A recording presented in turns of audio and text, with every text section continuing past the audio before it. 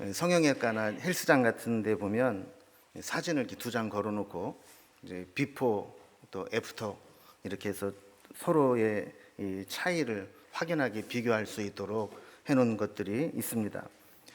이렇게 뭔가 이게 달라지기 위해서는 때로는 많은 비용을 들이기도 해야 되고 또 땀을 흘리는 수고를 해야 될 때도 있고 또 어떤 경우에는 몸에 칼을 대기도 하면서 힘들게 뭔가 비포에서 애프터로 좀 변화되기를 원하는 사람들이 있습니다. 뭐 이렇게 노력했는데도 불구하고 비포나 애프터가 별반 차이가 없다 그러면 얼마나 김 빠지는 일이겠어요, 그죠? 근데 예수를 믿는다는 것 역시 비포와 애프터의 차이가 분명하게 나타나야 됩니다. 우리가 신앙생활을 할 때 사실 어떻게 보면 쉬운 일이 아니잖아요. 그런데 그렇게 힘들게 신앙생활을 하면서 예수를 믿기 이전과 예수 믿은 이후에 뭐별 차이가 없다. 그렇다면 이게 예수를 잘못 믿는 거죠. 우리 예수를 믿으면서 보통 우리는 내가 예수 믿기 전에는 이랬는데 믿고 나니까 내가 이런 변화가 있다. 이렇게 달라졌다. 하는 게 있어야 돼요. 또 처음 예수를 믿을 때는 내가 그때는 잘 몰랐는데 한 해 한 해 신앙의 연조가 쌓여갈수록 예수 믿는 맛이 이런 거구나라는 것을 새삼새삼 느끼게 된다. 사실 이래야 이게 예수를 제대로 믿는 거죠. 그래서 예수 믿는 사람들은 자기만의 간증이 있어야 됩니다. 그래서 모여가지고 괜히 쓸데없이 남 험담이나 하고 뭐 어디 뭐 쇼핑하는 얘기나 하고 이래봐야 은혜가 안 돼요. 그런데 간증을 나누고 내가 만난 예수님을 이야기하고 내 속에 역사하시는 하나님을 이야기하고 막 이렇게 되면 뭐 은혜가 넘치는 거죠. 그래서 간증은 뭐 우리가 생각할 때 뭐 죽다 살아난 경험이 있거나 뭐 극적인 체험이 있어야만 간증이라고 생각할 수도 있지만 사실은 매일매일 나와 함께 하시는 하나님을 느끼고 사는 거 그게 간증이기도 합니다. 그래서 우리가 좀 신앙생활을 하는데 제대로 신앙생활을 잘하고 있느냐 하는 것을 우리가 검증하는 기준 중에 하나는 지금도 나의 삶에 간증이 매일매일 새롭게 솟아나고 있느냐 하는 것을 보면 알 수 있는 겁니다. 그래서 오늘도 돌아보니까 하나님이 나에게 이렇게 은혜를 베푸셨고 하나님이 내 기도에 이렇게 응답하셨고 내가 정말 도저히 감사할 수 없는 상황인데도 하나님께서 물 붓듯 성령을 부어주셔서 내 마음속에 감사가 생기게 되고 막 이런 것들이 있으면 신앙생활이 아주 생생하고 건강한 거죠. 그런데 그런 걸 생각을 해봤더니 뭐 기억상실증에 걸린 사람처럼 은혜가 생각이 안 나는 거예요. 그래서 보통 그러잖아요. 이게 치매 걸리신 분들을 보면 그 초기 증상에 보면 옛날 거는 잘 기억해요. 근데 최근의 것들을 기억을 못 하는 거예요. 그래서 금방 한 일을 까먹고 물어보고 또 물어보고 근데 옛날 거는 또 잘 기억해서 아주 생생하게 얘기를 하고 그러시잖아요. 그러니까 영적으로도 이 치매에 걸리신 분들이 많아요. 그래서 옛날에 은혜 받은 거는 잘 기억하고 옛날에 훈련 받은 것들은 내가 이런 것도 훈련 받았고 이런 것도 했고 막 그런데 지금은 어떠냐? 지난주에는 어떻게 살았냐? 요즘은 어떠냐 물어보면 하나님하고 별로 이렇게 생각이 나는 게 없는 그런 영적 치매에 걸린 그런 사람도 있을 수 있다는 겁니다. 여러분 어떻습니까? 매일매일 하나님과 살아있는 간증이 있습니까? 하나님께서 우리와 함께 하시기 때문에 나에게 변화된 것들, 달라진 것들, 새로워진 것들 이런 것들이 생생하게 나타날 수 있기를 주님의 이름으로 기원합니다. 우리가 지금 살펴보고 있는 사도행전 26장은 사도 바울의 간증 이야기가 기록되어 있습니다. 특별히 바울이 예수님을 만나고 회심하는 사건이 사도행전에 3번 나오거든요. 그래서 3번 다 같은 내용이지만 관점이 조금씩 다릅니다. 첫 번째 기록되어 있는 게 사도행전 9장에 기록되어 있습니다. 우리가 사도행전은 누가 기록한 거라고 그랬어요? 누가? 누가? 그래서 바울의 고백이 아니라 누가가 바울이 다메섹으로 가다가 이렇게 예수님을 만나고 회심을 했다라는 것을 또 비교적 객관적인 사실 기술의 형식으로 설명해 놓은 게 사도행전 9장의 이 첫 번째 바울의 간증과 회심 사건입니다.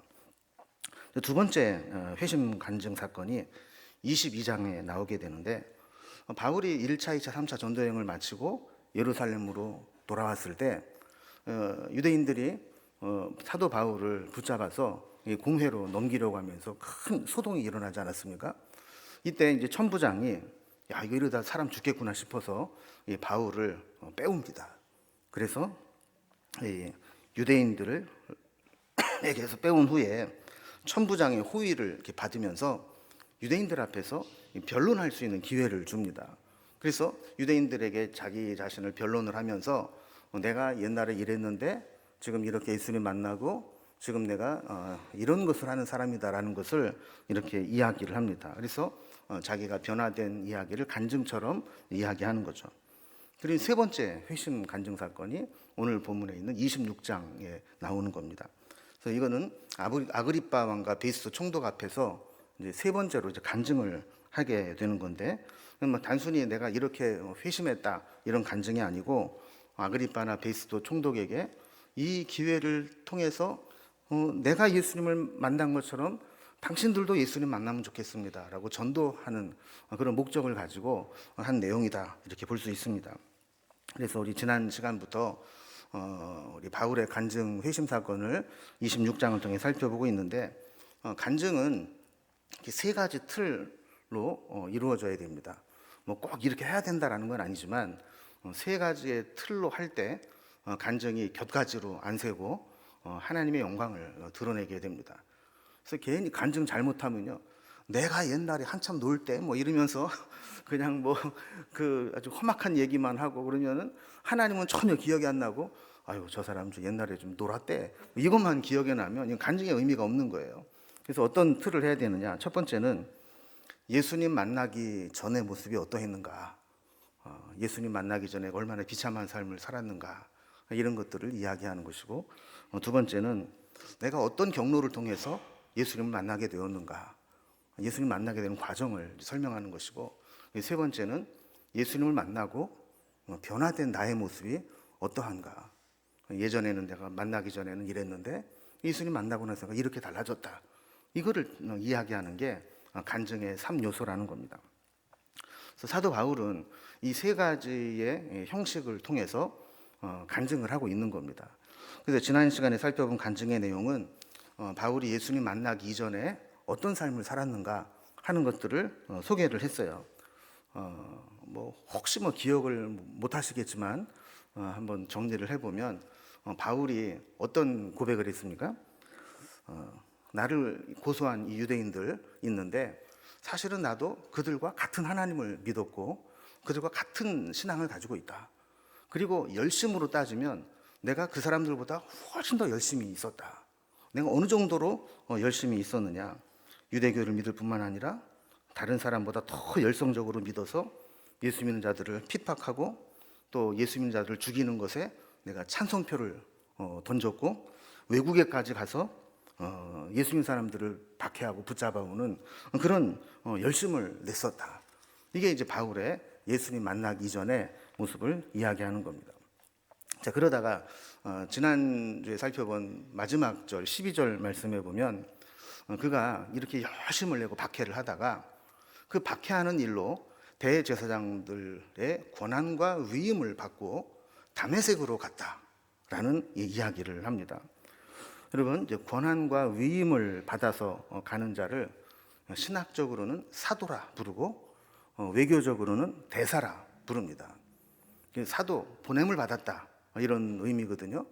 또 대사도 그런 거죠. 그 나라의 대통령이 직접 못 가니까 그 나라의 권한을 위임해서 그 나라에 가서 사역을 하게 되는 거죠. 그래서 이 대사관이라든지 대사관저는 보면은 치외 법권 지역입니다. 거기 있지만 그 나라 땅이 아니고 그 대사의 영토로 인정을 해줄 만큼 그렇게 역임을 받는 것이죠. 그래서 바울은 지금 이 대제사장의 권한과 위임을 받고 어디로 가고 있었냐면 다메섹으로 가고 있었습니다. 왜 다메섹으로 갔었죠? 예수 믿는 사람들을 결박해서 끌고 오려고. 또 오늘 본문은 이제 지난 시간에 살펴본 예수님 만나기 이전에 바울이 어떻게 살았는가에 이어서 이제 두 번째로 예수님을 내가 어떻게 만나게 되었는지, 그리고 세 번째로는 예수님 만나고 내가 어떻게 변화됐는지 이거를 설명하고 있습니다. 13절부터 보면 먼저 이 바울이 예수님을 만나게 되는 과정을 간증합니다.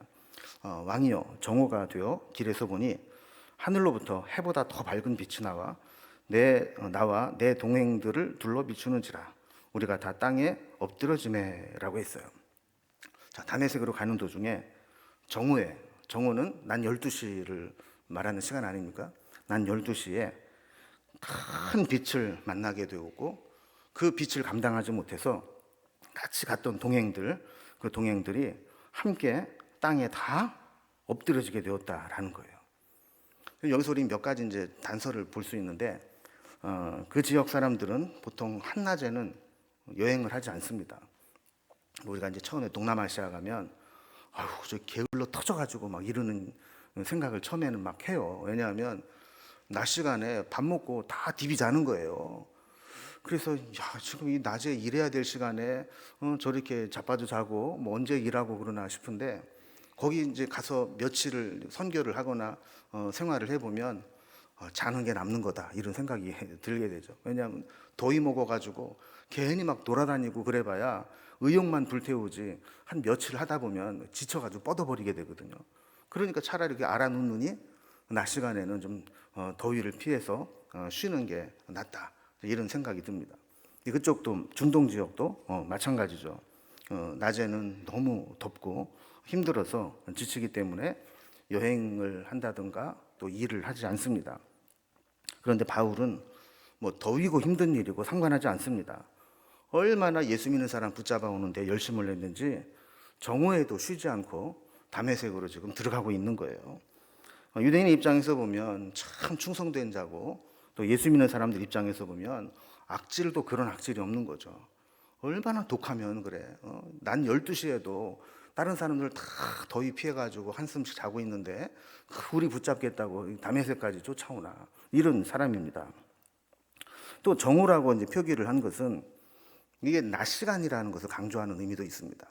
보통 우리가 뭔가 이렇게 환상을 봤다, 하나님의 계시를 봤다 그랬을 때 밤에 내가 몸 안에 있었는지 몸 밖에 있었는지 뭐 비몽사몽간에 그럼 이게 신빙성이 떨어지는 거예요.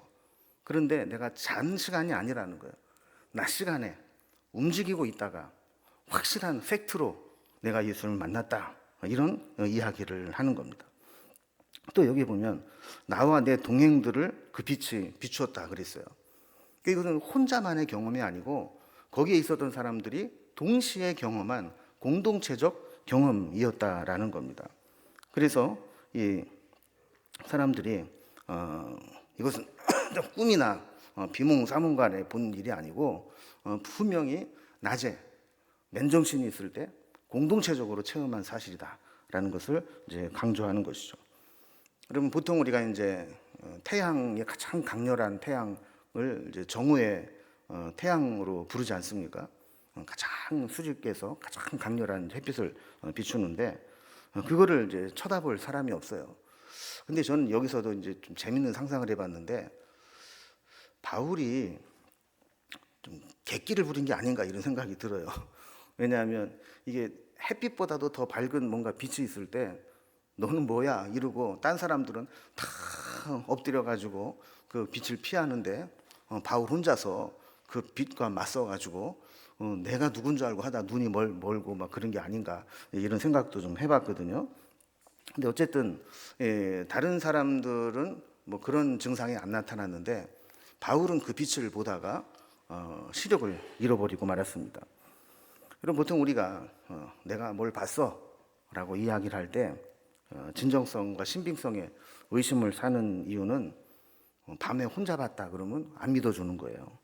그래서 우리가 뭐 아무리 뭐 거창한 환상을 봤다 그래도 뭐 혼자 밤에 이렇게 봤다 그러면 너 뭐 개꿈 꾼 거 아니냐, 너 헛것을 본 거 아니냐, 이제 이렇게 잘 안 믿어주죠. 근데 이제 바울의 지금까지 이야기를 보면 정오에 그리고 여러 사람이 동시에 그 빛을 보고 예수님을 만나게 되는 사건이 있었다라는 것을 이야기하는 거죠. 빛만 본 게 아니었습니다. 소리가 들렸습니다. 그래서 이 소리를 보니까 히브리 말로 들렸다 그래요. 여러분 지금 다메섹으로 좀 가는 길이거든요. 거의 다 갔거든요. 조금만 더 가면 직가라는 데가 나옵니다. 직가라는 것은 뜻이 스트레이트 스트리치라는 뜻이에요. 똑바로 고든 길. 그래서 이제 조금만 더 가면 이게 신장로, 이 다메섹의 신장로가 나오는 거기까지 온 건데, 그래서 소리가 들려요. 여기는 이제 시리아 땅인데 들리기는 히브리 말로 들렸다는 거예요. 그러니까 바울의 입장에서는 외국에서 모국어를 이제 들은 거죠. 생생하게 지금 기억을 하고 있는 겁니다. 내용은 두 가지인데, 하나는 사울아 사울아 내가 어찌하여 나를 박해하느냐 하는 소리고, 또 하나는 가시체를 뒷발질하기가 내가 고생이니라 라는 말이에요. 그리고 앞부분에 나와 있는 사울아 사울아 내가 어찌하여 나를 박해하느냐라는 말은 뭐 해석이 필요 없는 말이죠. 바울이 예수 믿는 사람들을 박해하고 붙잡으러 가니까 예수님께서 왜 나를 박해하냐 이렇게 질문하신 건데, 그 다음 거는 우리가 해설을 안 보면 이게 뭔 뜻인지를 이해하기가 어렵습니다. 가시체를 뒷발질하기가 내가 고생이니라. 그 당시 어떤 뭐 속담 같은 것을 인용한 것인데, 당시에는 뭐 농기구나 또 차량이 없었기 때문에 짐승들을 길들여서 농사에 힘을 쓰기도 하고 또 이동을 하는데 마차 같은 거를 끌기도 하고 그렇게 했던 겁니다. 그런데 이 짐승들이 잘 길들여지지 않으면 이게 곤조를 부려요. 그 짐승도 이게 웃겨가지고요, 남자 여자를 차별을 해요. 그래서 힘 있는 남자가 몰고 가면 꼼짝 못 하고 가는데, 이 좀 힘없는 할머니가 끌고 가면은 말도 안 듣고 뭐 고집을 부리고 막 그럴 때가 있어요. 그래서 이제 뭐 앞으로 가야 되는데 이 완전히 길이 안 든 짐승은 뒷걸음질을 치거나 또 막 다그치고 막 때리면 뒷발질을 하거나 해서 주인을 해코지하는 경우도 있습니다. 이걸 이제 길들이기 위해서 어떻게 하느냐면 이 뒷발 이 뒤에다가 가시채 이거를 이렇게 묶어둡니다. 그러면 이 짐승이 주인에게 반항을 하거나 지멋대로 하기 위해서 앞으로 가라고 그러는데 이 뒷걸음질을 하거나 또 주인에게 이 뒷발질 하려고 이렇게 차게 되면 그 가시에 찔리게 되는 거예요. 그럼 이제 처음에는 이것들이 무식해가지고 몇 번 하는데 자꾸 찔리다 보면 아프니까 그 다음에는 뒷발질을 안 하는 거죠. 그래서 처음에는 뭐 고집도 부리고 뭐 지멋대로 하다가 나중에 점점 몇 번 찔리고 나면 이제 길이 들어서 이 뒷발질을 해봐야 나만 손해구나, 그리고 주인이 하라는 대로 해야지 내가 편하구나, 이렇게 깨닫게 되면서 길이 들면서 그 주인이 원하는 대로 하게 된다라는 겁니다. 그래서 당시에 하나님의 섭리를 거역해서 이렇게 딴 길로 가다가 고생만 직사게 하고, 딴 길로 가봐야 별거 있습니까? 가시밭 길이지. 그러니까 그런 것들을 경험하고 나서 결국에는 하나님 말 잘 들어야지, 이걸 깨닫고 나서 하나님의 뜻대로 하게 되는 거. 그러니까 기껏 뒷발질하고 고생한 후에 주인의 말을 잘 듣게 되는 그 짐승처럼 하나님의 뜻을 알면서도 고집을 부리고 자기 멋대로 살다가 하나님 앞에 이리저리 얻어 터지고 찔리고 난 다음에 하나님 말 잘 듣는 게 그래도 낫다, 이걸 깨닫고 이제 돌아가게 되는 거. 이거를 이제 비유로 하는 말이 가시체를 뒷걸음질하기가 고생이라, 이런 말이라는 거예요. 그리고 이제 바울이 이런 말씀을 들었을 때 바울은 사실은 엄청난 충격을 받는 겁니다. 왜냐하면 자기는 자기가 하는 일이 하나님 앞에서 잘하는 짓이라고 생각을 한 거예요. 예수 믿는 사람들 막 핍박을 하고 심지어는 다메섹까지 쫓아가서 예수 믿는 사람들을 붙들어 결박해가지고 끌고 오는 일을 하면서 내가 하나님의 일을 잘하고 있다라고 생각을 한 거죠. 그래서 정말 예수님을 만난다면, 정말 하나님의 음성을 듣는다면 하나님께서 야 바울아, 너 진짜 잘하고 있다, 너같이 열심히 써야 돼, 너 같은 사람이 진짜 내 일꾼이야, 이렇게 칭찬을 해줄 줄 알았는데 너 헛고생하는 거야. 너 그래봐야 나한테 가시체에 찔리는 것처럼 고생만 직사게 하고 너 내 말을 들을 수밖에 없어. 지금도 나를 만나서 이렇게 눈이 멀고 이렇게 된 거 다 가시체에 뒷발꿈치하다가 고생만 한 거야, 이런 얘기를 한 거예요. 그러니까 이 말을 들을 때 자기의 살아온 삶에 부정을 당하는 거거든요. 여러분, 우리도 그렇잖아요. 나는 이게 옳은 거다라고 생각하고 여기에 내 인생을 걸고 살아왔는데 어느 순간 이게 잘못된 것이다라는 걸 깨닫게 되면 쉽게 돌아오지 못합니다. 그리고 충격을 받습니다. 내 정체성에 큰 혼란이 옵니다. 바울이 바로 그랬다는 거예요. 바울이 정말 자기가 열심을 내면 낼수록 하나님께서 자기를 칭찬해 줄 줄 알았는데 하나님께서는 너 지금 헛질한 거, 헛질? 잠깐 그런 거 한 거야. 너 헛된 일 한 거야. 내 앞에서 오히려 안 해야 될 거를 한 거야. 이런 이제 이야기를 들었을 때 충격을 받은 거죠. 여러분, 우리 중에는 가시체에 뒷걸음질하다가 고생한 분들이 없나요? 사실 수요 예배 정도 나올 정도 되면 수없이 가지에 찔리고 그리고 정신 차리고 오신 분들이 많습니다. 뭐 맨정신으로 나온 사람 거의 없어요. 아직 안 찔린 사람들은 지금쯤 이제 집에서 TV 틀어놓고 뭐 이렇게 뭐 보고 뭐 그럴 거예요. 그런데 이렇게 나올 정도 됐다는 얘기는 이것도 해보고 저것도 해보고 하다가 이리저리 찔려보고 나서 그래도 예배 드리는 게 낫지. 그러고 이제 나오는 거 아니겠어요? 그래서 여러분, 혹시 내가 또 옛날 그 기질이 나와가지고 말씀대로 살지 않고 내 멋대로 살려고 할 때마다 그래, 가시체를 뒷걸음질하다가 고생하지 말고 말씀 잘 들어야지, 이렇게 마음을 고쳐먹으시기 바랍니다. 15절에 보면 이 말씀을 듣고 바울이 하나님께 반문합니다. 주님, 누구시나이까? 당신은 누구시길래 도대체 나에게 나타나서 내가 살아온 삶에 대해서 전체적으로 내 살아온 삶을 부정하고 잘못 살았다고 하고 그렇게 나는 열심히 하나님 섬긴다고 했는데 하나님은 박해한다고 그러고 도대체 당신이 어떤 분입니까? 그래서 예수님 대답하는 거죠. 나는 네가 박해하는 예수라. 그럼 바울은 여기에서 또 충격을 받았을 거예요. 바울은 예수님을 십자가에서 죽었다고 믿었어요. 부활을 믿지 않았어요. 뭐 제자들이 예수님이 부활했다라는 이야기는 퍼뜨리고 다녔지만 바울은 그거를 믿지 않았어요.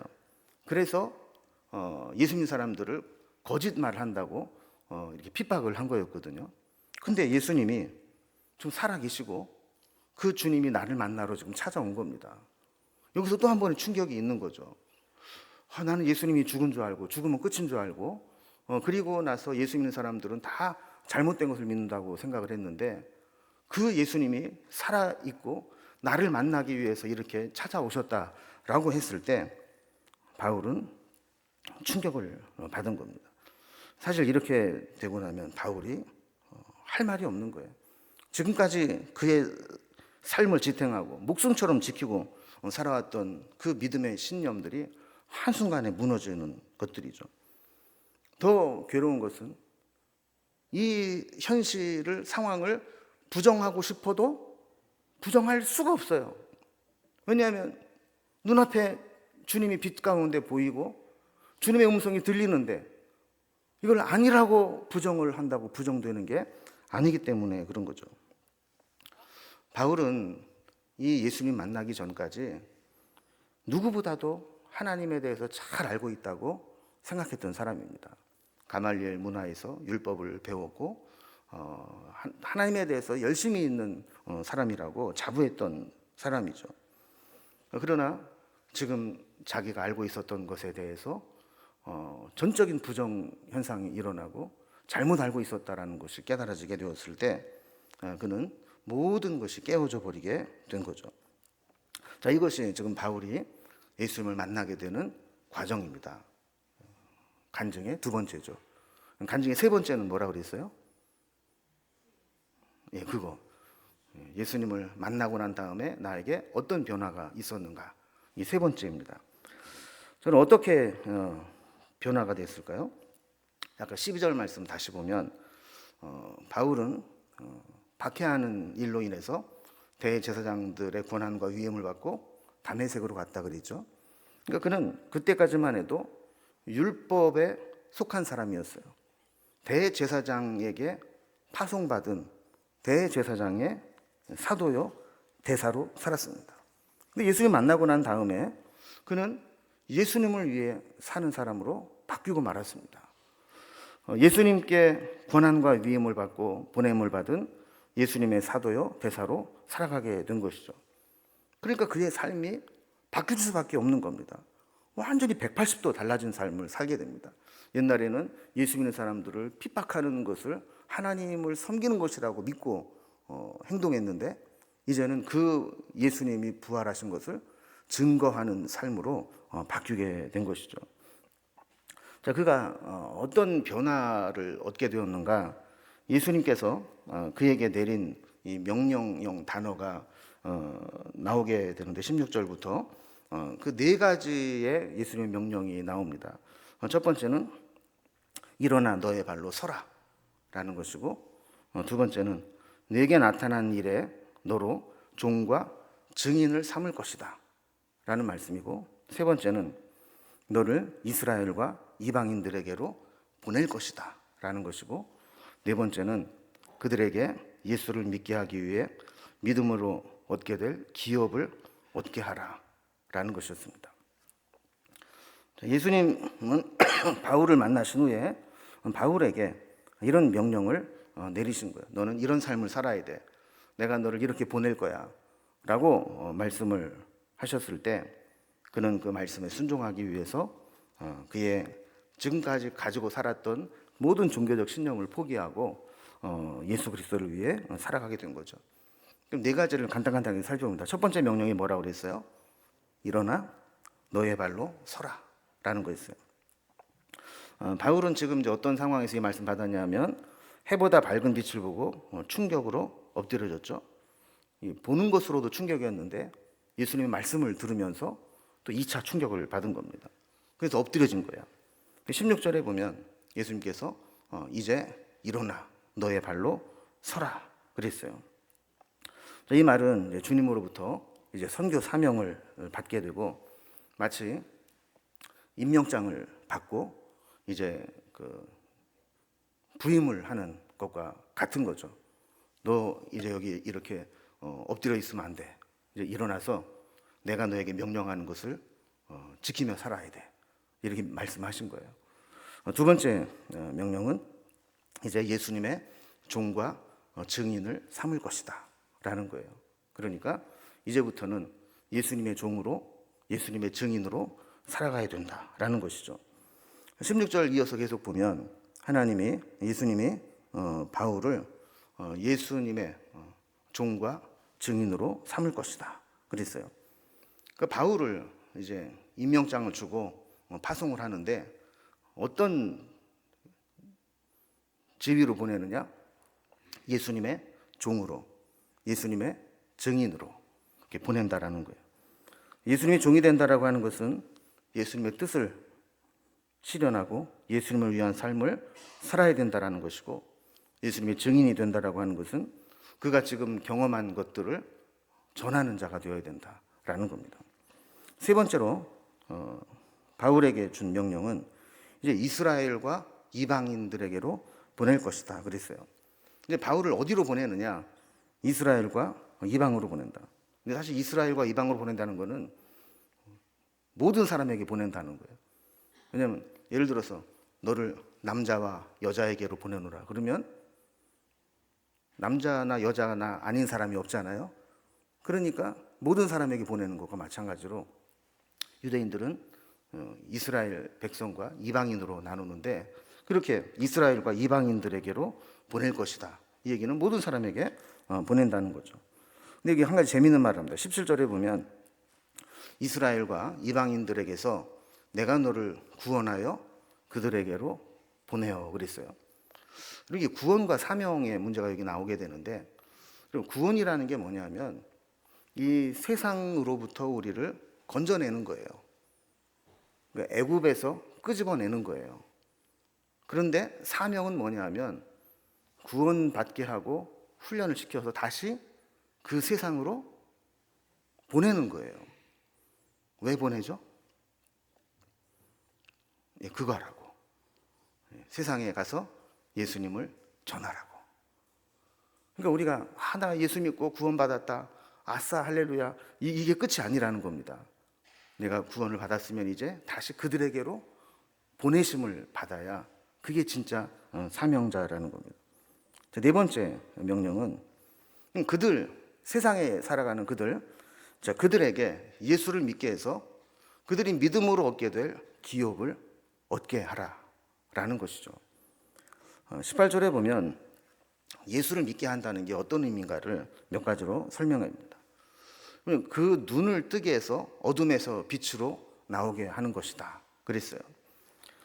여러분 사실 믿음이 없는 사람, 하나님을 모르는 사람은 영적인 어두움에 살고 있는 거죠. 여러분 하나님이 보여요, 안 보여요? 안 보이는데 그냥 믿어요? 우리는 영적으로 하나님을 알고 느끼고 눈으로 본 바요, 손으로 만진 바요, 귀로 들은 바가 된 그 예수님을 믿고 있는 거 아니겠습니까? 우리가 하나님의 살아계심을 우리가 이야기를 하려고 하면 뭐 수도 없이 얘기를 할 수 있죠. 그런데 영적으로 어두움 가운데 있는 사람들은 하나님이 하시는 일이 코앞에 있어도 그거를 깨닫지를 못하는 거예요. 예수를 믿게 한다는 게 뭐냐? 이렇게 영적으로 어두움 가운데 있는 자들에게 눈을 뜨게 해서 어두움에서 빛으로 나오게 하는 것이 예수를 믿게 하는 것이다. 두 번째는 이 사탄의 권세에서 하나님께로 돌아오게 하는 것이다 그랬어요. 여러분 우리가 전도를 해보면 그 사탄의 권세에 있는 사람들은 그 사탄의 권세에서 벗어나면 큰일 나는 줄 압니다. 이거를 놓고 내가 예수를 믿는다 그러면 내 인생 망하는 줄 알아요. 그런데 예수를 믿게 한다는 것은 뭐냐면 이 사탄의 속박에 더 이상 있지 않고 하나님께로 돌아오게 하는 것이다. 그렇게 되면 결국에는 죄사함을 얻게 되고 또 예수를 믿음으로 그들에게 얻게 될 기업을 받게 하게 된다는 거죠.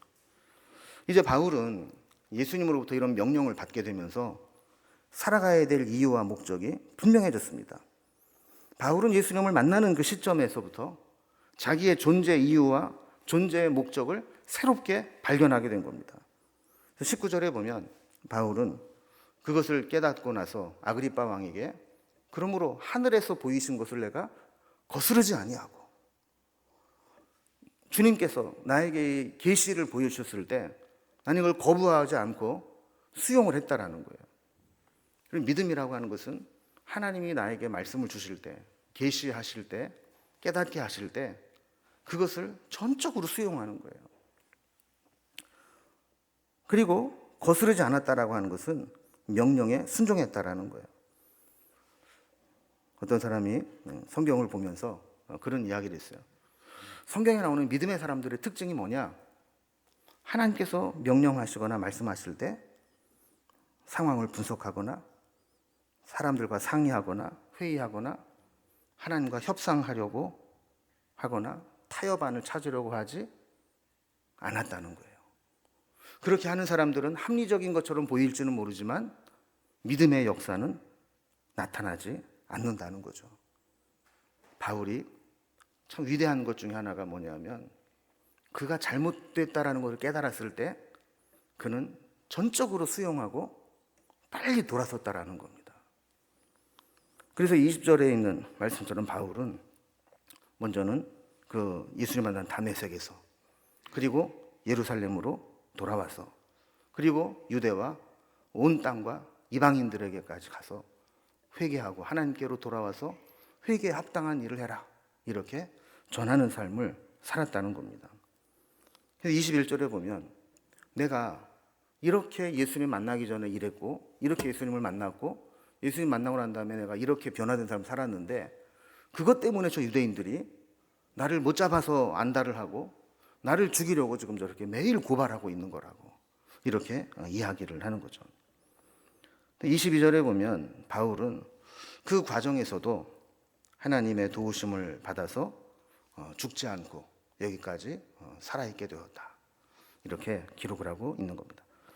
마지막으로 이제 예수 그리스도를 전하게 되는데 23절에 보면 곧 그리스도가 고난을 받으실 것과 죽은 자 가운데서 먼저 다시 살아나사 이스라엘과 이방인에게 빛을 전하시리라라는 겁니다. 그래서 그리스도가 우리를 위해서 고난당하시고 또 부활하셔서 이스라엘과 이방인에게 빛을, 생명의 빛, 구원의 빛을 비추시게 된다라는 것을 전하는 거죠. 그리고 이제 다음 시간에 이제 살펴보게 되면 이제 이 일로 인해서 아그리빠가 또 열받습니다. 그러나 바울은 이걸 분명히 지금 이제 전하는 겁니다. 그래서 22절에 보면 예수 그리스도는 자기가 전한 예수 그리스도는 선지자나 모세가 반드시 되리라고 말한 것, 구약에 예언한 것을 이루신 분이라는 거예요. 그것을 나는 전했을 뿐이다. 그래서 이방인과 또 이스라엘 사람들에게 이것을 전할 수밖에 없다라는 겁니다. 말씀을 이제 마무리합니다. 여러분, 간증은 비포와 애프터가 있는 것이라고 그랬죠. 예수님 만나기 이전과 예수님 만난 이후에 변화가 생기는 겁니다. 근데 오늘 본문도 그렇고 사도행전을 계속 보면서 느끼는 것은 변하기는 변하는데 바울처럼 변하는 사람이 있고 바리새인처럼 변하는 사람이 있더라는 겁니다. 그럼 바울은 어떻게 변했습니까? 예수님 만나고 나서 예수님의 명령을 받아서 예수님의 뜻에 죽기까지 순종하는 삶을 살았습니다. 그리고 어떻게 하든지 한 영혼이라도 주님께 인도하기 위해서 그의 인생을 걸었습니다. 그런데 바리새인들은 어떻게 변해갔습니까?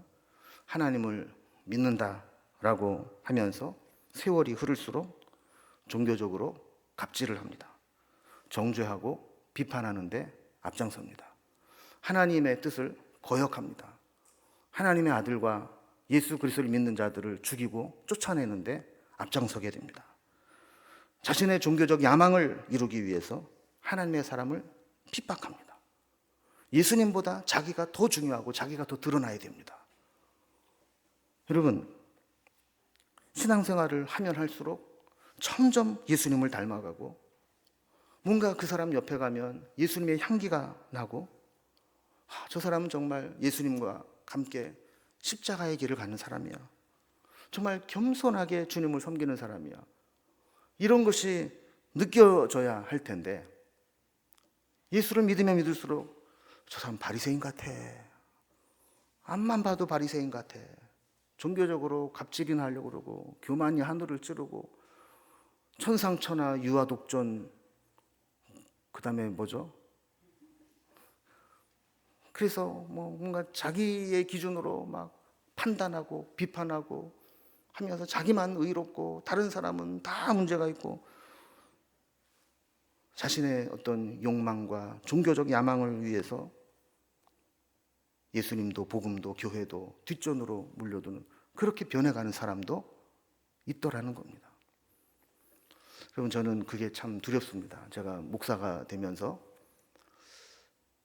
행여라도 내가 목사가 되고 담임 목사가 되어서 교회 안에서 어떤 갑질을 하려고 한다거나 내가 군림하는 자세로 교인들에게 다가서게 된다거나 이렇게 될까 봐 매일 매순간마다 저 자신을 돌아보고 그렇게 하지 않도록 노력을 하고 있습니다.